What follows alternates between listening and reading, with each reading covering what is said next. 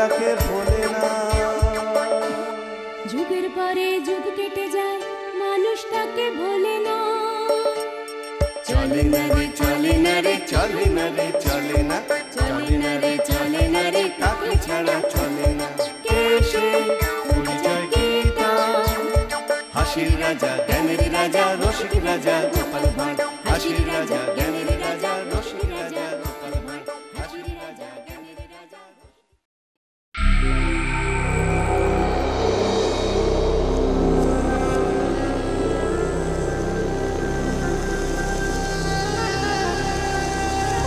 আরে তাড়াতাড়ি যাও গোপাল গিন্নি, বেশি দেরি করলে কিন্তু জলই পাবে না। তাই বুঝি? তবে যাই। উফ, কি দিনকাল পড়লো বলো তো, রাজ্যে এক ফোঁটা জল নেই। ঠিকই বলেছো, এক কলসি জল আনতে 4 ক্রোশ পথ পায়ে হেঁটে যেতে হচ্ছে। বাবা, এমন জলের আকাল পড়বে স্বপ্নেও ভাবিনি।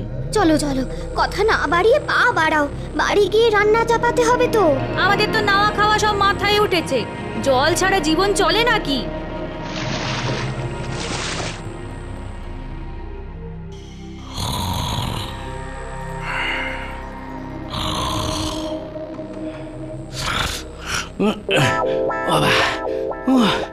ওরে বাবা রে, জল তেষ্টায় গলাটা একেবারে শুকিয়ে কাঠ হয়ে গেল। তেষ্টার চোটে এত সুন্দর ঘুমটাও চটকে একেবারে চচ্চড়ি হয়ে গেল। দূর।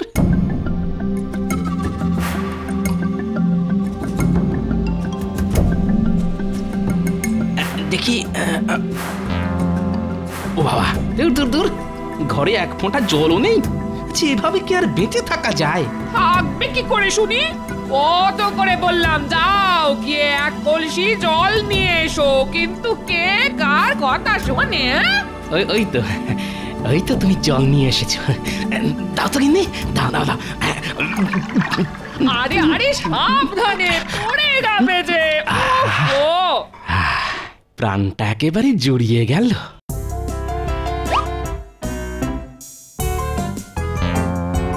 দিলে তো সব জল শেষ করে, এবার বাকি দিনটা চলবে কেমন করে শুনি?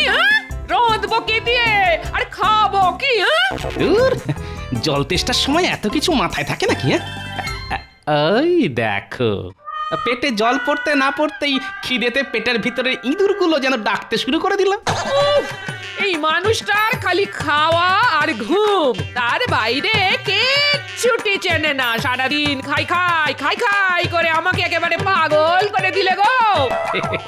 দাও তো গিন্নি, একটু ছাতু মেখে দাও। হ্যাঁ, আজ ছাতু মাখা খেয়ে রাজসভায় যাবো। সংসারে এখনো মেলা কাজ পড়ে আছে আমার, আমি পারবো না তোমার জন্য ছাতু মাখতে। ভগবান দুটো হাত দিয়েছে যখন, তখন হাত দুটোকে একটু কাজে লাগাও না।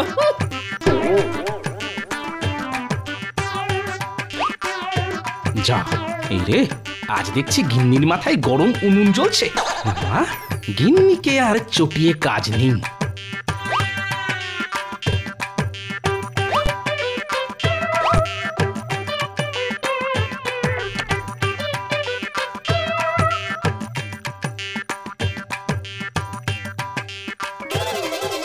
যা, জল ছাড়া ছাতু মাখবো কি করে?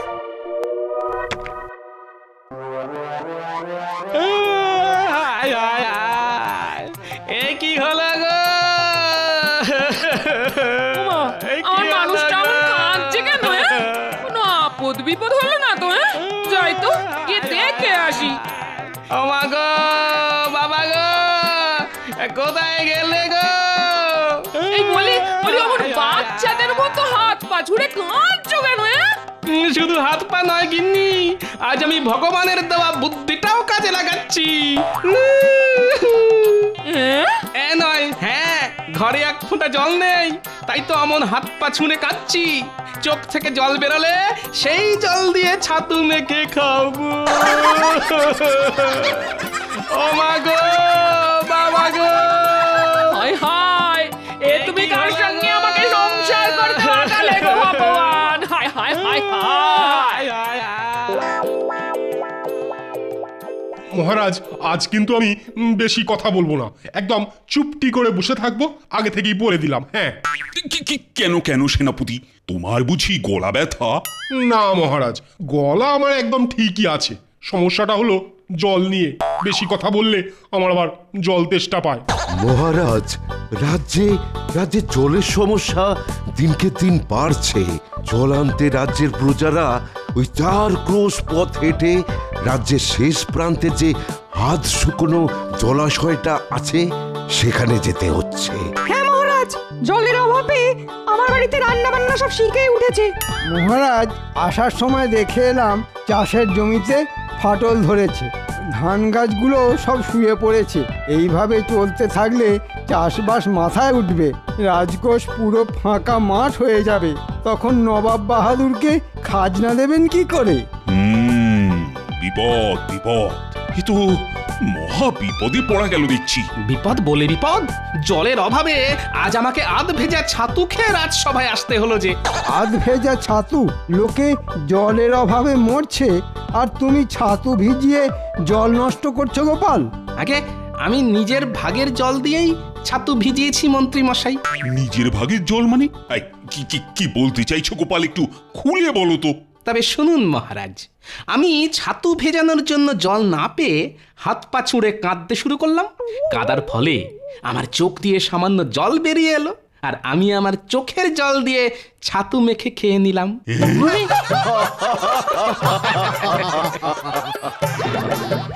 সত্যি গোপাল, তোমার মাথায় কত বুদ্ধি। বাধ্য হয়ে নাক চেপেছি, শ্বাস করেছি বন্ধ। গোপালের মাথায় আছে বুদ্ধি আর গায়েতে দুর্গন্ধ। ঠিকই তো গোপাল, বাবা তোমার গা থেকে না একটা বিশ্রী গন্ধ বেরোচ্ছে। সত্যি করে বলো তো গোপাল, কতদিন স্নান করো না? সে আর দুঃখের কথা আর কি বলবো, ঘরে স্নানের জল নেই। স্নান করতে গেলে বাড়ি থেকে 4 ক্রোশ পথ পায়ে হেঁটে জলাশয়ে যেতে হচ্ছে। স্নান সেরে ওই 4 ক্রোশ পথ হেঁটে বাড়ি ফিরতে ফিরতে আবার সারা শরীর ঘামে ভিজে যাচ্ছে। তাই ঠিক করেছি যতদিন না জলের কষ্ট মিটবে ততদিন আমি স্নান করব না। ছি ছি ছি ছি, এতদিন জানতাম তুমি কিপ্টে, এখন দেখছি শুধু কিপ্টে না, তার পাশাপাশি কুড়েও।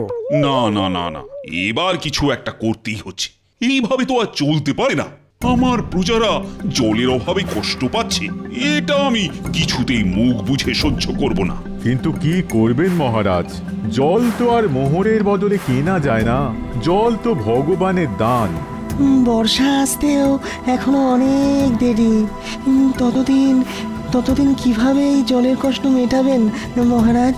মহারাজ, আপনি যদি আমাকে একটা সুযোগ দেন আর সঙ্গে 100 মোহর দেন, তাহলে আমি একটা চেষ্টা করে দেখতে পারি। তাই নাকি মন্ত্রী? তা তুমি কি করবে শুনি? রাজ্যের শেষ প্রান্তে যে জলাশয়টা আছে সেখান থেকে সব জল তুলে রাজবাড়ির কুয়োতে নিয়ে আসবো মহারাজ, আর তারপর সেখান থেকে মেপে মেপে জল দেব রাজ্যের সব প্রজাদের। এর ফলে জলের অপচয় কিছুটা বন্ধ হবে, আর প্রজাদের 4 ক্রোশ পথ পায়ে হেঁটে জল আনতে যেতেও হবে না। বাহ বাহ বাহ বাহ, ভালো ভালো বুদ্ধি দিয়েছো তো তুমি মন্ত্রী। এই নাও।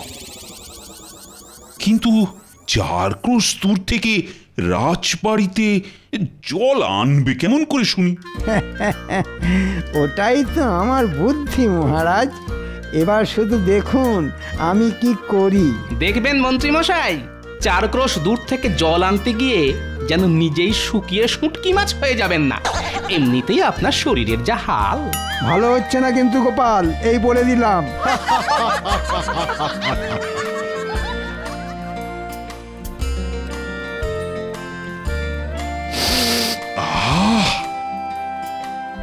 বেশ সুন্দর গন্ধ বেরিয়েছে দেখছি। আজ কি রান্না করেছে রানী? আজ তোমার পছন্দের আলু পোস্ত, মাছের ঝোল আর খাসির মাংস রান্না করেছি। বাবা বাবা বাবা, দাও দাও, আর দেরি করো না, আমি যে আর অপেক্ষা করতে পারছি না।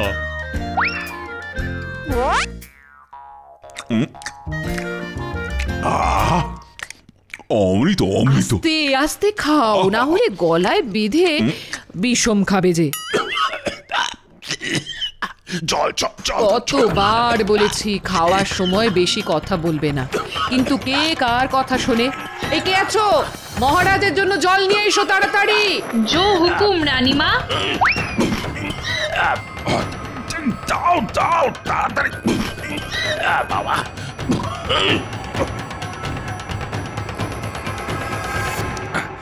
কি মাত্র এইটুকু জল,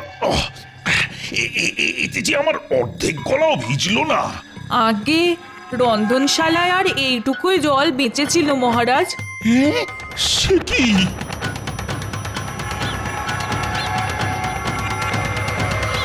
আমাদের ডেকেছেন মন্ত্রী মশাই? হ্যাঁ, একটা কাজ আছে। আপনার হাতে ওটা ওটা কি মন্ত্রী মশাই? খালি এদিক ওদিক নজর, এতে মোহর আছে, মহারাজ দিয়েছেন। বাহ বাহ বাহ বাহ, এবার কি করতে হবে বলে ফেলুন দেখি। সকাল থেকে হাতের তালুটা কেমন কুটকুট কুটকুট করছে। মনে হচ্ছে আজ কিছু মোহর টেকে ঢুকবে। বাজে কথা বাদ, কাজের কথা মন দিয়ে শোন। রাজ্যের শেষ প্রান্তে যে জলাশয়টা আছে সেখান থেকে রাজবাড়ি পর্যন্ত একটা সরু নালা কাটতে হবে, যাতে জলাশয় থেকে সব জল এসে রাজবাড়ির কুয়োয় জমা হয়।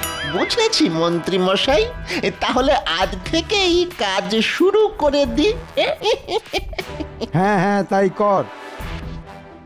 এই নে ধর তোদের পারিশ্রমিক। এখন চটপট কাজ শুরু করে দে তো। এবার এই বাকিটা ঢুকবে আমার ট্যাঁকে। পাওয়া যায়, একেই বলে সুযোগের সৎ ব্যবহার।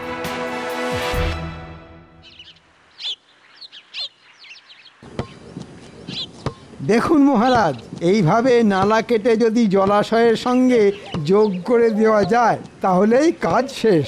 জল নিজে থেকে এসে পড়বে রাজবাড়ির কুয়োয়।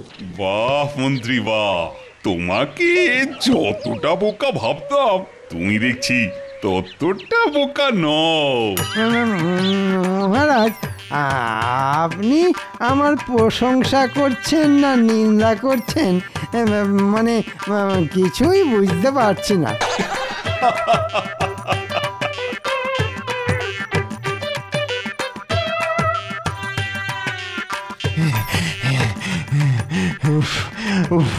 আর পাচ্ছি না, আর পাচ্ছি না রে ঘটা। একে একে চড়া রোদ, তার উপর ওই হাতের কাছে জলও নেই। তেষ্টায় গলা বুক একেবারে ফেটে যাচ্ছে। দরকার নেই মোহরের, চল পালিয়ে যাই। আপনি বাঁচলে বাপের নাম। ঠিক ঠিক বলেছিস বটা, ঠিক বলেছিস। না হলে আমাদের এই রোদে এই পটল তুলতে হবে। হ্যাঁ ঠিক বলেছিস। কি রে, চুপ করে দাঁড়িয়ে পড়লি কেন? আমাদের ছেড়ে দিন মন্ত্রী মশাই, আমাদের দ্বারা এই কাজ হবে না। বললেই হলো ছেড়ে দিন। গুনে গুনে মোহর নেওয়ার ডালা মনে ছিল না? এই ধরুন আপনার মোহর। এই কটা মোহরের জন্য আমরা পটল তুলতে চাই না। আর কিছুক্ষণ এখানে দাঁড়ালে আমরা শুকিয়ে একেবারে শুটকি মাছ হয়ে যাব। চল চল বটা, চল আমরা বাড়ি যাই। এই রোদে আর দাঁড়াবো না, চল চল। কি মন্ত্রী, আমি যে তোমাকে 100 মোহর দিলাম, তা ওরা তোমায় মাত্র 10 মোহর ফেরত দিল কেন? তাহলে বাকি মোহর কোথায় গেল? মানে বাকি মোহরগুলো আমার কাছেই আছে মহারাজ, সময় মতন ওদের ঠিক দিয়ে দিতাম। তোমাকে চিনতে আমার আর বাকি নেই, কোনো কাজ হবে না তোমার দ্বারা। মরকট কোথাকার, বাকি মোহরগুলো আজকের মধ্যে ফিরিয়ে না দিলে না তোমার গর্দান নেব, এই আমি বলে দিলাম।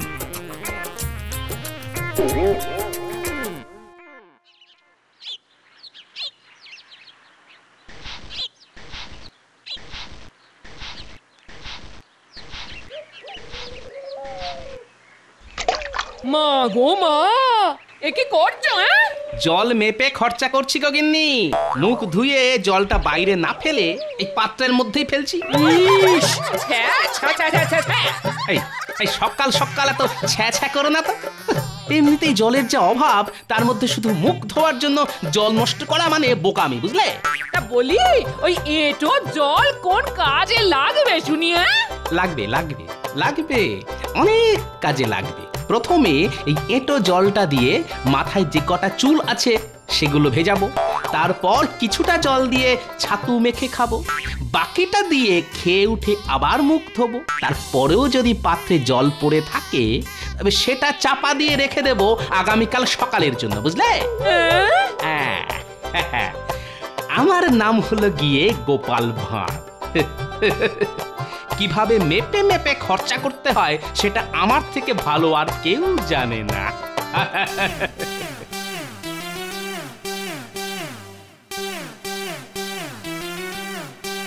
কি ব্যাপার মহারাজ, আপনাকে দেখে বড় চিন্তিত মনে হচ্ছে। রাজ্যে এমন একটা মন্ত্রী থাকতে চিন্তা না করে উপায় আছে? সে কি মন্ত্রীমশাই, এইবারও আপনি?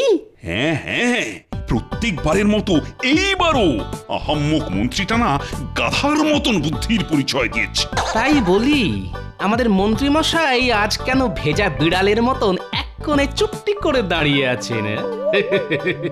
ভেজা নয় গোপাল, শুকনো বেড়াল বলো, জলের যা আকাল। এবার তাহলে কি হবে? দূর এক একটা আকাট অকম্মার ঢেকি সব আমার রাজসভায়, কারো দ্বারা যদি কোনো একটা কাজ হয়েছে। কি গোপাল, এবার তুমি একটা উপায় খুঁজে বার করো। হ্যাঁ গোপাল, একমাত্র তুমিই পারবে এই জলের কষ্টের হাত থেকে আমাদের বাঁচাতে। গোপাল আর কি বা করবে? গোপাল তো আর জল তৈরি করতে পারবে না। কি গোপাল, কিছু বলো। আগে মাথায় বুদ্ধি থাকলে আকাশের চাঁদও পেড়ে আনা যায় মন্ত্রী মশাই। সেখানে জলের কষ্ট দূর করা তো সামান্য ব্যাপার। তোমার খালি মুখেই বড় বড় ভাষণ, কাজের বেলা ফক্কা। না, অনেক অপমান সহ্য করেছি, আর নয়। মহারাজ, আমি কথা দিলাম 3 দিনের মধ্যে রাজ্যের এই জলের কষ্ট আমি মিটিয়েই ছাড়বো, না হলে আপনি আমার নামে গাধা পুষবেন। বাহ, এ তো দেখছি একেবারে আত্মবিশ্বাস গুলে খেয়েছে। কিন্তু রাজ্যে তো জলই নেই, তাহলে কিভাবে গুললো? এবার কিছু একটা করতেই হবে, কিন্তু কি করি, কিভাবে যে এই জলের কষ্ট মেটানো যায়? না, মহারাজকে বলে এসেছি 3 দিনের মধ্যে জলের কষ্ট মিটিয়ে দেব। কথা রাখতে না পারলে আমাদের শুটকো মন্ত্রীটা সাপের 5 পা দেখবে, আর সেটা আমি কিছুতেই হতে দেব না। উফ বাবা, রোদের কি তেজ! যাই, এই বড় গাছটার নিচে গিয়ে একটু জিরিয়ে নিই।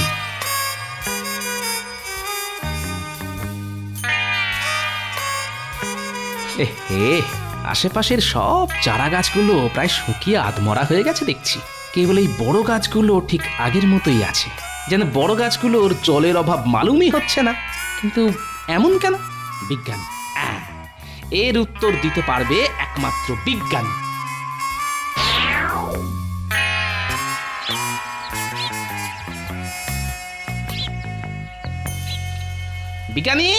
বিজ্ঞানী, শুনতে পাচ্ছ? হ্যাঁ গোপাল যে, বলো, ডাকছো কেন? এই যে বিজ্ঞানী, তোমার কাছে একটা বিষয় জানতে এলাম। কি জানতে চাও বলো গোপাল। আচ্ছা, জলের অভাবে রাজ্যের সব চারা গাছগুলো প্রায় মরতে বসেছে, কিন্তু বড় গাছগুলো ঠিক আগের মতোই আছে, এমন কেন হলো বিজ্ঞানী? কারণ বড় গাছের শেকড় মাটির অনেক গভীর পর্যন্ত গেছে, তাই বড় গাছগুলো মাটির নিচ থেকে জল টেনে জীবন ধারণ করছে গোপাল। কিন্তু চারা গাছগুলোর শেকড় মাটির গভীরে যেতে পারেনি, তাই জলের অভাবে সব চারা গাছগুলো মরতে বসেছে গোপাল। তাই নাকি? গাছ মাটির নিচে থেকে জল নিয়ে বেঁচে থাকে? হ্যাঁ গোপাল, আর এই দিক থেকে সবচেয়ে এগিয়ে ইউক্যালিপটাস বা নীলগিরি গাছ, যেখানে জলস্তর সবচেয়ে উপরে, সেখানেই এই গাছ জন্মাতে দেখা যায়। আমাদের রাজ্যে এই গাছ আছে বিজ্ঞানী? থাকবে না কেন, নিশ্চয়ই আছে গোপাল। কিন্তু কেন বলো তো? সাবাস, পেয়েছি, একটা উপায় খুঁজে পেয়েছি।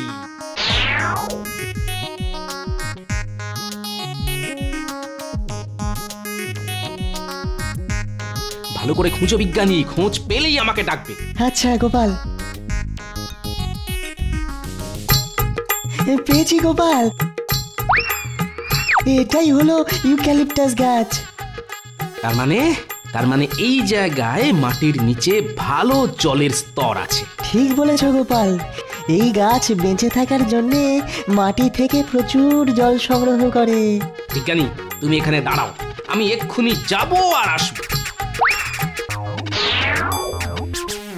আমরা কোথায় যাচ্ছি গো গোপাল দাদু? আরে চল না, গেলেই দেখতে পাবি।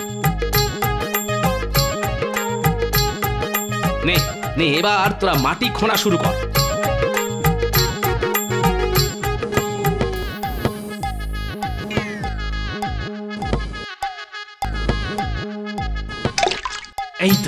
এই তো যেটা ভেবেছিলাম সেটাই হয়েছে। কি মজা, কি মজা, মাটির নিচে জল পাওয়া গেছে। বিজ্ঞানী তুমি গিয়ে মহারাজকে ডেকে নিয়ে এসো তাড়াতাড়ি। হ্যাঁ হ্যাঁ, এক্ষুনি যাচ্ছি গোপাল। তাড়াতাড়ি চলুন মহারাজ, গোপাল আপনার জন্য অপেক্ষা করছে। আরে যাচ্ছি যাচ্ছি, কিন্তু কি এমন জিনিস দেখাবে বলো তো গোপাল? যত সব ন্যাকামো। ন্যাকামো নয়, বুদ্ধি, গোপালের বুদ্ধি।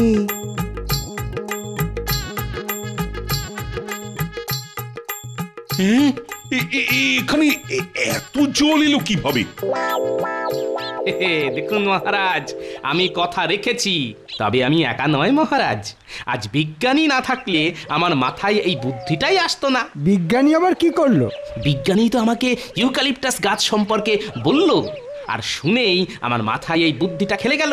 তা ঠিক, ইউক্যালিপটাস গাছ যেখানে জন্মায় সেখানকার মাটির নিচে জলস্তর থাকা অবশ্যম্ভাবী, এটা আমি জানতাম।